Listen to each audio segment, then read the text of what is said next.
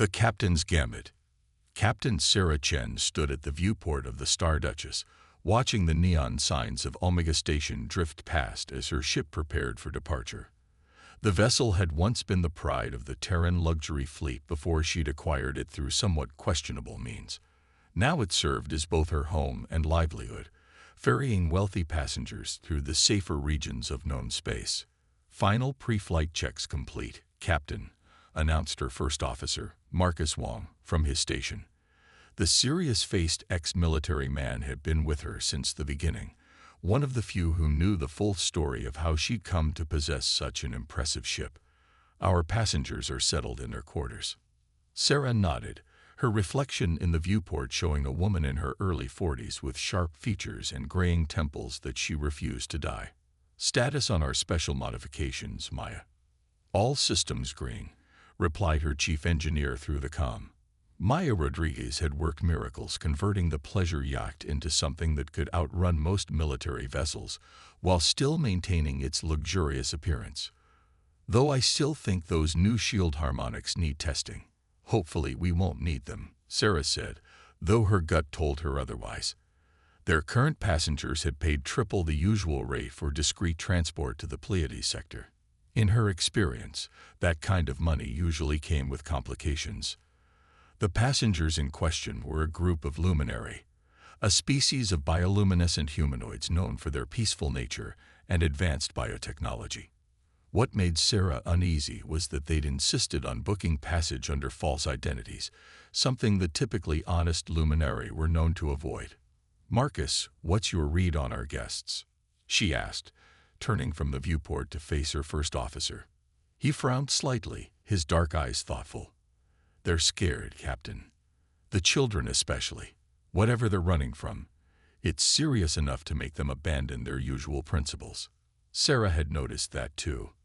The three adult luminary kept their natural glow dimmed to almost nothing, a sign of extreme stress in their species. The two children stayed close to their parents, their own lights pulsing with anxiety. "Omega Control, this is Star Duchess requesting departure clearance," called out their pilot, Jack Cooper, his fingers dancing across the helm controls. The young man had been a racing pilot before circumstances forced him to seek less legitimate employment. "Star Duchess, you are cleared for departure. Be advised of increased military traffic in the Orion corridor." Sarah's eyes narrowed at that last bit of information. The Orion corridor was their planned route, and increased military presence was never good news for ships with histories like theirs. Acknowledged control. Star Duchess out. Jack guided the ship smoothly away from the station's docking ring. As they cleared the station's traffic zone, Sarah made her way to the bridge's central command chair. "Maya, warm up the special packages but keep them offline. Jack, plot us a course that stays within commercial lanes, but keeps our options open. Marcus, I want continuous passive scans.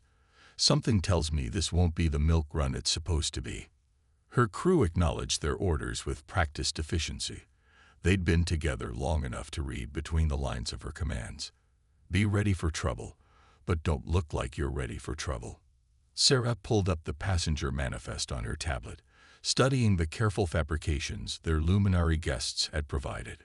The documentation was expertly forged, another red flag for a species known for their honesty. Whatever they were involved in went deeper than simple immigration issues or business rivalry. "Captain," Marcus called out softly, "I'm picking up encoded transmissions from a hegemony frequency."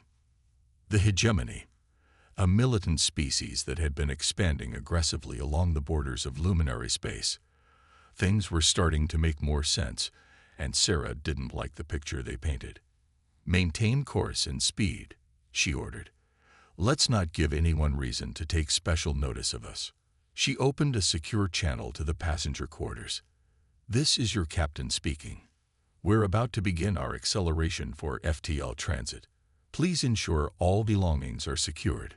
The reply came from the eldest luminary, his voice carrying the musical undertones characteristic of his species. "Understood, Captain." And, "Thank you." Something in his tone made Sarah suspect he wasn't just thanking her for the routine announcement. She closed the channel and settled back in her chair, watching the stars streak past as they built up speed. The Star Duchess might look like a luxury yacht, but Sarah hadn't survived this long by keeping her ship exactly as advertised. If trouble was coming, and she was increasingly certain it was, they'd be ready for it. "Jack, prepare for initial FTL jump," she ordered. "Maya, I want those engines singing harmony, not opera. We're just another pleasure cruise as far as anyone else is concerned." For now, they'd play it cool and professional. But Sarah had learned long ago to trust her instincts, and right now they were telling her that this journey would test every trick and modification her crew had added to their beautiful ship. The stars began to blur as they approached FTL speeds, and Sarah allowed herself a small smile. Whatever came next, the Star Duchess and her crew would face it together. They might not be the most legitimate operation in space, but they had their own code, and protecting their passengers was part of it. Diplomatic ripples. 3 days into their journey, Sarah's suspicions about their passengers were confirmed in the worst possible way. The ship's morning cycle had barely begun when Marcus burst onto the bridge, his usual composure cracked. "Captain, you need to see this." He transferred a data feed to her screen, just intercepted on diplomatic channels. The message was a formal declaration from the hegemony, accusing the Luminary Central Council of harboring biological weapons research facilities. Sarah's blood ran cold as she read further. The hegemony was demanding immediate access to all Luminary research facilities for inspection and containment. "That's not the worst part," Marcus said quietly. "Look at who signed the declaration." Sarah's eyes widened as she saw the name.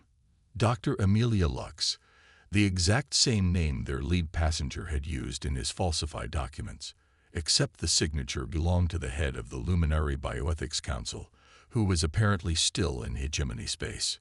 "Get our passengers up here."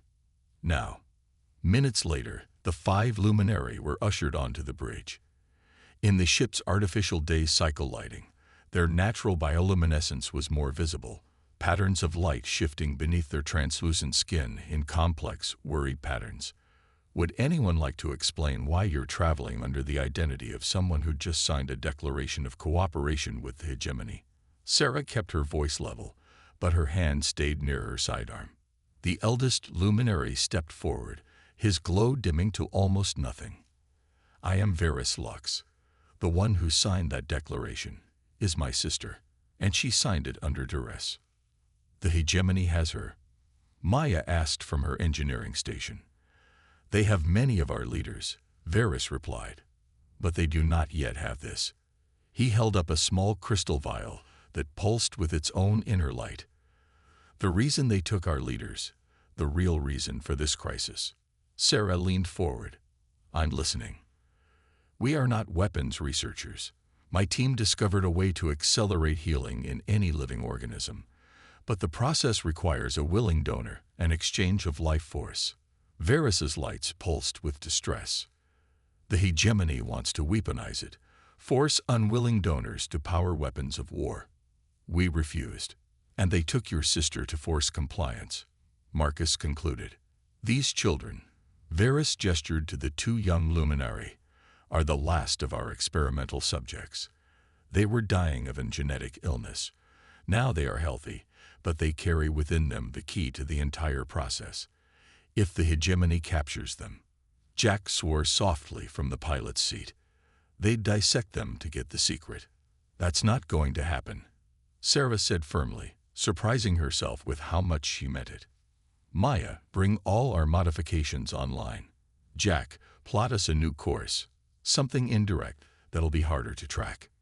"Captain," Marcus interrupted, "long-range sensors are picking up multiple ships dropping out of FTL. Hegemony signatures." Sarah's mind raced through options. The Star Duchess was fast and well-armed for a luxury yacht, but she couldn't outfight a hegemony battle group. But maybe she didn't have to. "Maya, remember those shield harmonics you wanted to test? Power them up." Jack, set course for the Carina Nebula. "The nebula." Jack's eyes widened. "Captain, those gas clouds will tear us apart." Not with our new shields. Sarah turned to Varys. Your people are experts in biological systems. How good are you at adapting on the fly? Understanding dawned in the luminary's eyes, his glow brightening slightly. The shield harmonics. You want us to help tune them to match the nebula's resonance patterns. Can you do it? Varys conferred quickly with his companions in their musical language. Yes, it will require precise monitoring of the shield frequencies, but between our sensitivity to energy patterns and your engineer's modifications, we might just survive. Maya finished, already bringing up shield diagnostics. Marcus, send out a distress call. Make it look like we're having engine trouble. When the hegemony ships get close enough to scan us, they'll see exactly what they expect. A luxury yacht with mechanical issues. And by the time they realize we're running for the nebula, Jack grinned. They'll have to choose between losing us in the gases or risking their own ships. Sarah allowed herself a small smile. Maya, get our guests set up with whatever they need to work on those shields. Everyone else, battle stations. This is going to get interesting. As her crew and passengers scrambled to their tasks, Sarah studied the tactical display. 6 hegemony warships, spreading out to cut off their escape routes. The Carina Nebula loomed ahead, a vast cloud of dust and gas that could either be their salvation or their tomb. They had about 20 minutes before the hegemony ships came within weapons range. 20 minutes for Maya and the Luminary to figure out how to modify their shields to survive the nebula's electromagnetic storms. 20 minutes to either pull off a miracle or doom 2 children to a fate worse than death. Sarah Chen had never considered herself a hero. She was a survivor, a smuggler who'd gotten lucky with a stolen luxury yacht. But watching the Luminary children huddle together, their lights pulsing in fear, she knew there was only one choice she could live with. Jack, push the engines to maximum. Maya, give me everything you can. Let's show the hegemony why you don't underestimate human ingenuity, or a mother's determination to protect her children. The Star Duchess leaped forward, driving toward the roiling clouds of the nebula as the hegemony ships began their pursuit. Behind her, Sarah could hear Maya and the Luminary speaking in rapid technical exchanges, racing against time to complete their modifications. They had one chance to get this right. Sarah just hoped it would be enough. Hunter and hunted. The Carina Nebula filled the Star Duchess's viewport, a writhing mass of purple-red gases shot through with bolts of lightning larger than planets. Sarah had seen a lot of stunning sights in her years of space travel, but this one might be her last. Shield modifications at 80%. Maya reported from engineering, her voice tense. The Luminary's energy sensing abilities are incredible, Captain. They're catching harmonics I didn't even know existed. Time to intercept. Sarah asked, eyes fixed on the tactical display. Hegemony ships entering weapons range in 3 minutes, Marcus answered. They're charging weapons systems. The ship shuddered as the first ranging shots passed nearby. The hegemony ships were still too far for accurate targeting, but that wouldn't last long.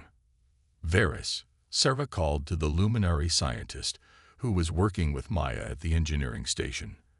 What happens if we enter the nebula before the shield modifications are complete? His bioluminescence flickered, and what she'd learned was their equivalent of a grimace.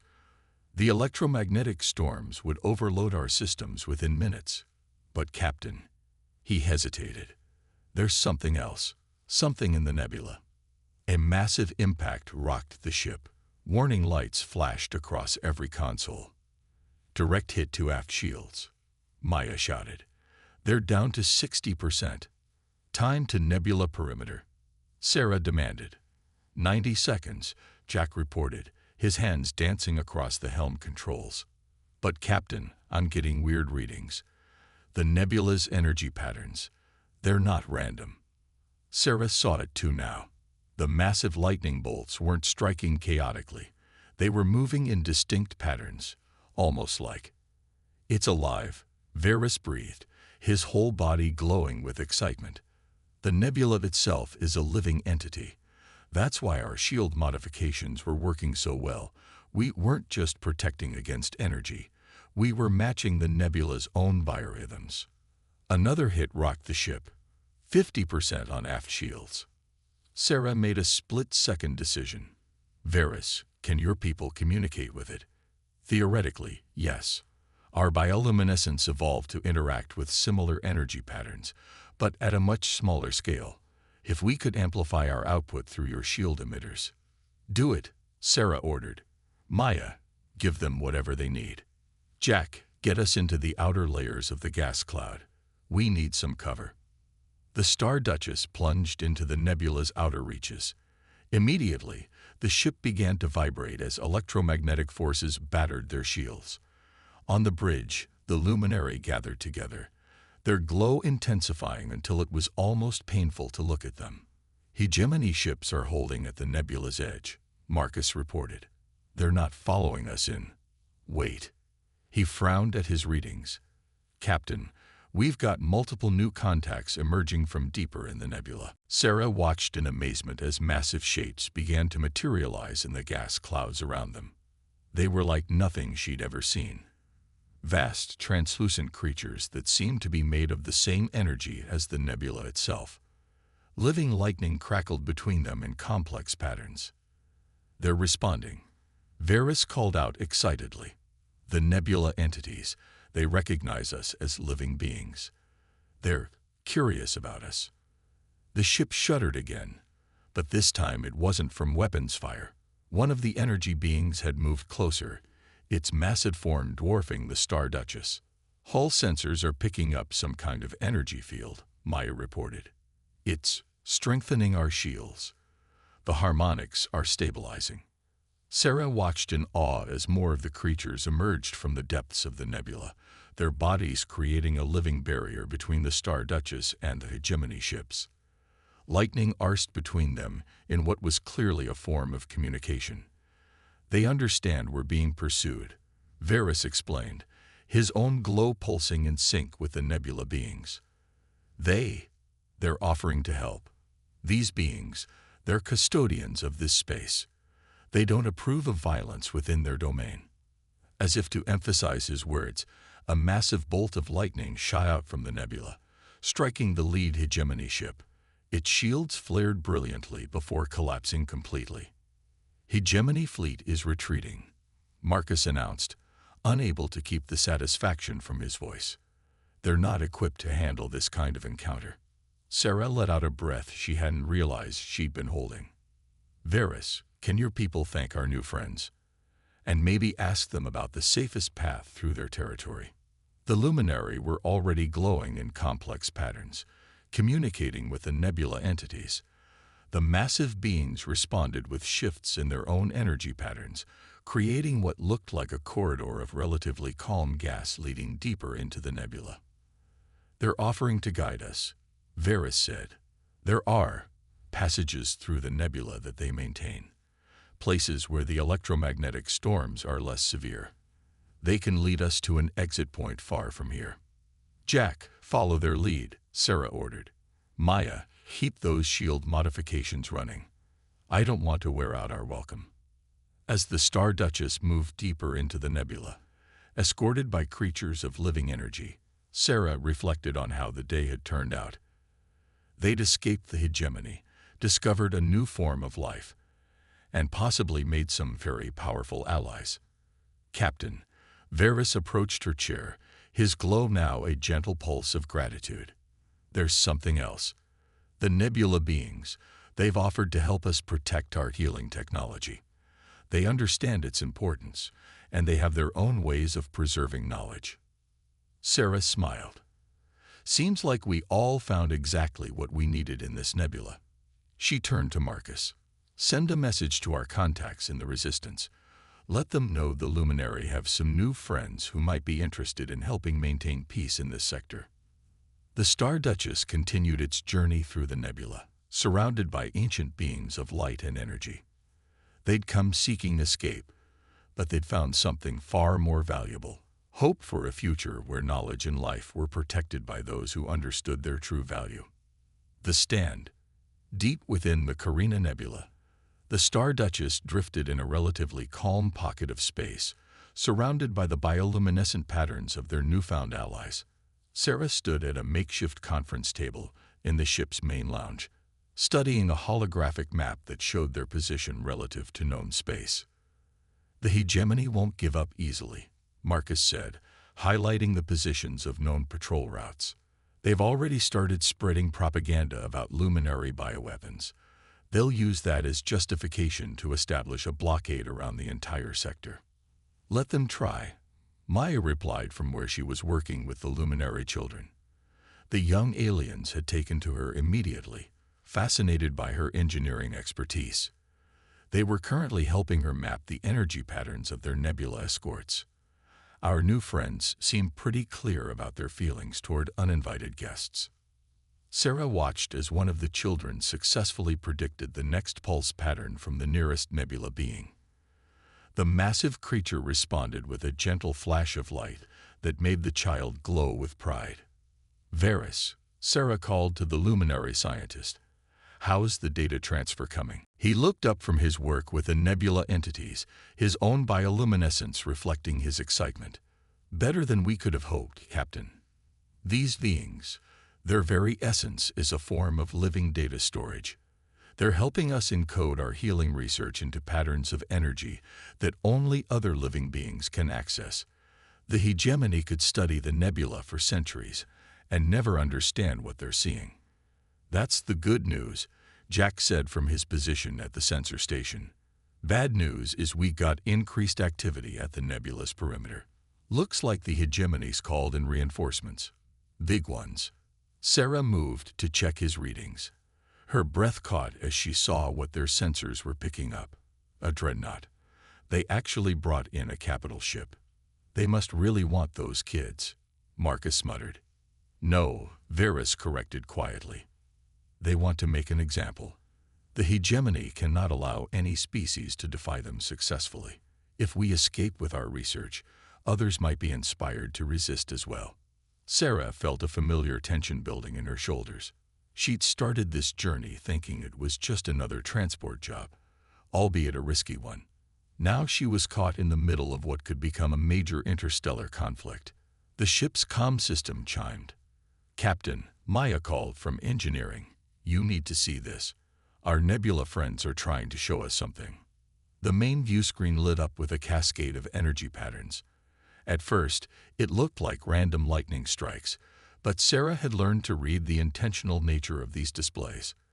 The nebula beings were creating a map, showing paths and connections that wound through the gas clouds like a vast neural network. "It's some kind of transportation system," Varys explained, his glow pulsing with revelation. "The nebula beings use these energy corridors to move through their domain. And look, some of these paths extend beyond the nebula's visible boundaries." Sarah leaned forward, studying the patterns. "They're showing us a way out." But also, she traced one particular energy line with her finger. "This path leads right to the hegemony dreadnought's position." "Captain," Marcus said cautiously, "are you thinking what I think you're thinking?" "The hegemony wants to make an example." Sarah straightened, a plan forming in her mind. "Then let's give them one, but not the kind they're expecting." Over the next hour, Sarah laid out her plan. It was audacious, probably crazy, and would require perfect coordination between her crew, the Luminary, and their nebula allies. But if it worked, you want to use the nebula beings' energy corridors to essentially teleport around the hegemony fleet, Jack asked, his eyes wide, while broadcasting the truth about their attempted genocide to every ship in the sector. "Not just the truth," Sarah corrected. "We'll show them the power of cooperation between species. The hegemony's whole philosophy is based on dominance and control. Let's show everyone what can be achieved when different species work together as equals." "It's risky," Marcus warned. "If our timing is off by even a few seconds, then we trust in our new friends." Sarah gestured to the massive energy beings surrounding their ship. "They've already shown us more wonders than most people see in a lifetime. I think they've earned our faith."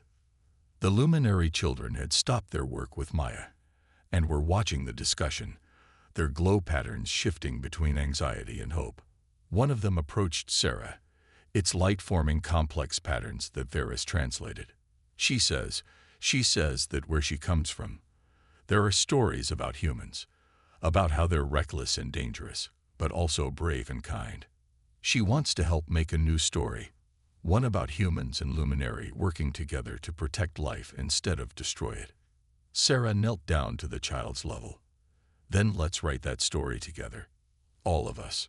She looked around at her crew, at their Luminary passengers, at the magnificent beings of energy that had chosen to help them. The hegemony thinks they can control life itself. Let's show them how much they don't understand about the true nature of living things.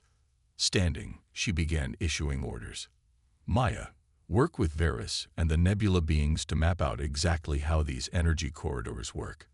Jack, plot approach vectors for every ship in the hegemony fleet. We need to know their blind spots. Marcus, prepare a data package with everything we have on the hegemony's actions and the true nature of the Luminary research. Include visual records of our nebula friends. As her crew scrambled to their tasks, Sarah watched the massive dreadnought looming at the edge of the nebula. The hegemony thought they were hunting wounded prey. They were about to learn that sometimes the most dangerous thing in space wasn't the biggest ship or the most powerful weapons. Sometimes it was the connections between living beings working together to protect something precious. And Sarah intended to make that lesson impossible to ignore. Legacy of trust. The Star Duchess hung suspended in a corridor of living lightning, its modified shields humming in harmony with the nebula being's energy patterns. On the bridge, Sarah watched the countdown tick toward 0 while her crew made final preparations. Broadcast package ready, Marcus reported. Every ship within 3 light years will receive it the moment we begin. Energy corridor mapping complete, Maya added from engineering. Our nebula friends have created a network of paths we can use. We'll only have seconds at each point, but they'll hold the corridors open for us. Sarah nodded to Varys, who stood with his family near the engineering station. Are you sure about this? Once we start, there's no going back. The Luminary scientists' glow pulsed with determination. The hegemony sought to twist our healing gift into a weapon. Let them see it used as it was meant to be, to protect and preserve life. 10 seconds to execution, Jack announced from the helm. Sarah took a deep breath. Remember, everyone, timing is everything. Maya, shields at maximum. Marcus, start the broadcast. Jack, take us in. The Star Duchess surged forward, riding a wave of living energy. Around them, the nebula beings moved in concert, their massive forms creating a tunnel of stable space through the electromagnetic storms. On every comm channel, the truth about the hegemony's attempted genocide began streaming to the assembled fleet. First jump in 3, 2, 1. Reality twisted as the ship phased through one of the nebula beings' energy corridors. They emerged directly behind one of the hegemony's support ships. Before the larger vessel could react, the Star Duchess was already diving into another corridor, leaving confusion in its wake. They're scrambling to respond, Marcus called out.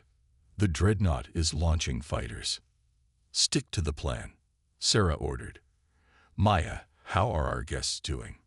The engineer glanced at the Luminary family, who were now glowing so brightly they were difficult to look at directly. Ready, Captain. The nebula beings are amplifying their energy signature just like we discussed. The Star Duchess emerged from another jump, this time appearing directly above the hegemony dreadnought. The massive warship's point defense systems tried to track them, but the nebula being's energy was playing havoc with their targeting systems. Now, Sarah commanded. The Luminary joined hands, their combined bioluminescence pulsing in a complex pattern that the ship's modified shields broadcast at maximum power. The nebula beings responded, their own energy harmonizing with the Luminary signal. Together, they created a cascading wave of bioelectric energy that washed over the hegemony fleet. It's working, Varys called out excitedly. The energy pattern. It's seeking out living beings, just like our healing protocol. On the tactical display, Sarah watched as ship after ship in the hegemony fleet went dark, their crews not harmed but rendered unconscious by the carefully tuned energy wave. Only the dreadnought remained partially active, its heavy shielding protecting some of its crew. Multiple ships dropping out of FTL, Marcus announced. Reading signatures from the Luminary Defense Fleet. They received our broadcast. Sarah allowed herself a small smile. Perfect timing. Jack, take us in close to the dreadnought. Let's finish this. The Star Duchess dove toward the capital ship, riding waves of living lightning. The nebula beings moved with them, their massive forms making the dreadnought look small by comparison. On every channel, the truth of the hegemony's actions was playing alongside live footage of their current situation, their mighty fleet helpless in the face of cooperation between species they had dismissed as inferior. Captain, Maya called out, reading power spikes from the dreadnought. They're charging their main weapon. They wouldn't, Marcus breathed. A plasma cannon discharge in this environment would trigger a chain reaction through the entire nebula. They would, Sarah said grimly. They'd rather destroy everything than admit defeat. She opened a channel to the dreadnought. Hegemony vessel, stand down. You've lost. Don't compound your crimes by endangering innocent lives. The response came in the form of the dreadnought's massive plasma cannon swiveling toward them. But before it could fire, something extraordinary happened. The nebula beings moved as one, their energy patterns shifting into perfect synchronization. A wave of living lightning engulfed the dreadnought, not attacking but embracing it. Where the energy touched the warship's hull, changes began to occur. Metal transformed, becoming organic, alive. The dreadnought's weapon systems were absorbed into a new form of hybrid technology, neither purely mechanical nor purely biological. Incredible, Varys whispered. They're not destroying the ship. They're evolving it, showing the hegemony another way. The transformation spread throughout the fleet. Ships that had been weapons of war were reformed into vessels that were partly alive, their crews awakening to find themselves connected to their ships in ways they had never imagined possible. As the Luminary Defense Fleet arrived to secure the scene, Sarah received a transmission from the dreadnought. Its captain's voice was shaken, transformed by what he had experienced. Star Duchess, we can feel them. The ships, the nebula, everything is connected. What have you done to us? We haven't done anything to you, Sarah replied. We've done something for you. Your ships are now living vessels, just like the nebula beings. You wanted to control life itself. Instead, you've become part of it. The question is, what will you do with this gift? Hours later, as the Star Duchess prepared to escort the luminary ships home, Sarah stood with Varys and his family on the observation deck. They watched the transformed hegemony fleet, now under luminary supervision, learning to cope with their new reality. You know, Sarah said thoughtfully, when I took this job, I thought I was just running from my past. Turns out I was running towards something much more important. Varys's glow pulsed warmly. You helped us preserve more than just our research, Captain. You've helped create a new understanding between species. The nebula beings have shown us that life finds ways to adapt, to transform, to heal, if we let it. The luminary children played nearby, their light patterns interacting playfully with the nebula beings who still surrounded the ship. One of the massive energy creatures extended a tendril of living lightning, gently touching the Star Duchess's hull. Sarah felt a subtle vibration through the deck plates, almost like a purr. Maya's going to want to study that, she said with a smile. Pretty sure our ship's going to need a new classification after all this. Not quite a living vessel, but definitely more than just a luxury yacht. And its captain? Varys asked. What will you do now? Sarah watched as another group of ships emerged from FTL, representatives from various species who had received their broadcast and come to witness this historic moment. Already there was talk of establishing permanent diplomatic relations with the nebula beings, of learning from their ancient wisdom about the true nature of life and consciousness. I think, She said slowly, "The Star Duchess and her crew might have found a new calling. After all, somebody needs to help build bridges between all these different species. Might as well be the ones who started it." As if in agreement, the nebula beings pulsed with multicolored light, creating an aurora that stretched as far as the eye could see. The Star Duchess sailed through it, its hybrid systems humming in harmony with the living energy around it, a symbol of what was possible when different forms of life chose to work together instead of against each other. In the end, Sarah reflected, that was the greatest discovery of all. Not the technology, not the nebula being's power, but the simple truth that life, in all its forms, was meant to connect, to grow, to evolve. And sometimes it took a reformed outlaw and her misfit crew to help the galaxy remember that.